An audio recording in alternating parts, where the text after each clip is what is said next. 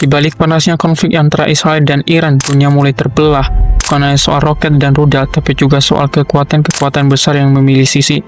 Dari barat yang membela Israel hingga timur yang menopang Iran, masing-masing punya alasan dan sebagian punya rahasia. Inilah daftar negara-negara yang terang-terangan ikut bermain dalam konflik ini dan alasan dibalik setiap keputusan mereka. Tak bisa bicara soal Israel tanpa menyebut Amerika Serikat. Hubungan keduanya lebih dari sekedar sekutu. Washington melihat Israel sebagai satu-satunya benteng demokrasi di Timur Tengah, dan itu artinya harus dilindungi dengan segala cara. Mulai dari aliran dana militer, perlindungan hukum internasional, hingga teknologi perang tercanggih, bantuan militer tahunan sebesar miliaran dolar yang menopang kekuatan tempur Israel, perlindungan di PBB, termasuk penggunaan hak veto terhadap resolusi-resolusi yang mengancam Israel, pengembangan teknologi pertahanan bersama seperti Iron Dome, Arrow, hingga drone pengintai tercanggih. Dukungan ini bukan cuma soal strategi, tapi juga gabungan dari kekuatan lobby, nilai bersama, dan agenda Timur Tengah.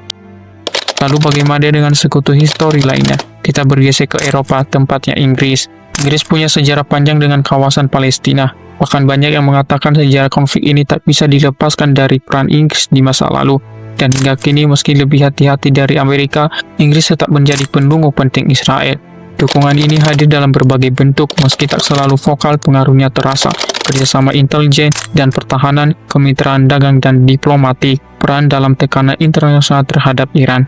Bagi Inggris, stabilitas Israel berarti stabilitas ekonomi dan geopolitik di kawasan yang penuh risiko. Dari Inggris kita menuju Jerman, sebuah negara dengan masa lalu yang tak terlupakan. Bagi Jerman, mendukung Israel bukan hanya kewajiban politik, tapi juga tanggung jawab moral. Tragedi Holocaust telah membekas dalam-dalam di benak bangsa ini, dan sejak itu mereka bersumpah untuk tak membiarkan sejarah terulang. Karena itu, dukungan Jerman pun konsisten dan kuat, bukan sekedar simbolik, tapi diwujudkan dalam berbagai bentuk kerjasama konkret yang memperkuat posisi Israel di dunia. Bantuan militer dan ekspor senjata, kerjasama ekonomi dan inovasi, dukungan penuh terhadap keberadaan dan keamanan Israel.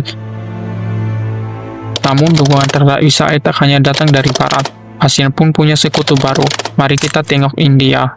India dan Israel pernah berada di dunia yang berbeda, tapi hari ini keduanya semakin dekat. Musuh bersama, terutama kelompok ekstremis, memperkuat ikatan mereka. Hubungan ini kini bukan hanya soal ancaman bersama, tapi juga soal teknologi, pertahanan, dan ekonomi, kerjasama intelijen dan kontraterorisme, ekspor teknologi militer dan pertanian, peningkatan perdagangan dan inovasi strategis. Dia tak hanya mencari teman, yang mencari mitra yang bisa diandalkan, dan menemukan itu di Israel. Tapi seperti mata uang yang punya dua sisi, konflik ini juga punya lawannya, dan Iran bukan berdiri sendiri. Bagi Rusia, mendukung Iran berarti menantang pengaruh barat dari timur. Dalam konflik Suriah, keduanya bertempur bahu-membahu mendukung rejim Assad. Hubungan ini bukan hanya taktis, tapi juga geopolitik. Penjualan sistem senjata dan rudal, latihan militer bersama, koordinasi strategi di wilayah konflik. Dengan memperkuat Iran, Rusia mengganggu dominasi Amerika dan memperluas cengkramannya ke wilayah selatan.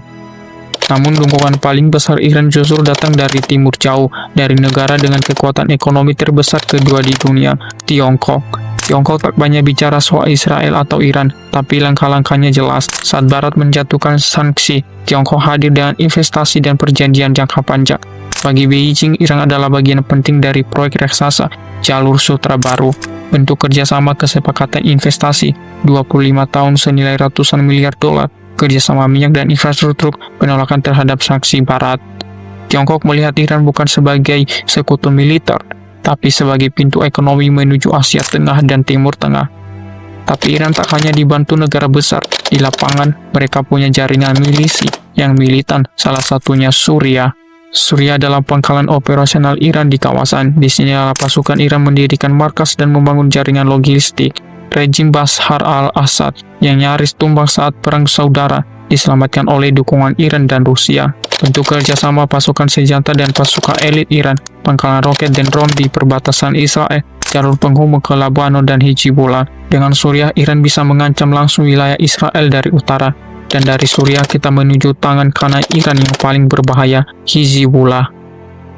Hizbullah bukan sekedar organisasi, mereka adalah tentara bayangan Iran di Lebanon, didanai, dilatih, dan dipersenjatai langsung oleh Teheran. Bantuan kerjasama puluhan ribu roket setiap tembak ke Israel, operasi rahasia lintas negara, peran besar dalam konflik, Gaza dan Suriah.